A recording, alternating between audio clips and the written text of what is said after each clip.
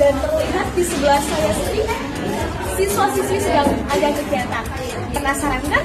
Yuk kita cari tahu. Kita akan memberitahukan kepada pemirsa apa sih kegiatannya sedang dilakukan. Baik, yaitu membahas tentang beberapa materi dari semester 1 kelas 12. Contohnya sejarah gamelan, terus ada aksara Jawa, ada huruf suatu ada, terus keguritan, pakaian adat Jawa dan lainnya.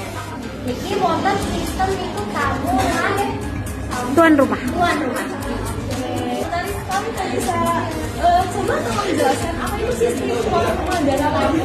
Baik, sistem tuan rumah dan tamu, di mana terdapat beberapa kelompok yang dibagi untuk bagian tuan rumah dan tamunya. Yang pertama yaitu tuan rumahnya sendiri itu terdapat 2 anggota, di mana nanti anggota lainnya terdiri ke kelompok lainnya atau bisa dibilang dengan ya tamu. Nah, selanjutnya mereka akan mencatat materi dari kelompok lainnya. Seperti itu. Pemirsa, itulah serangkaian sedikit dari kegiatan kelas 12 DKV 1. Semoga bermanfaat ya. Sampai jumpa. Yes.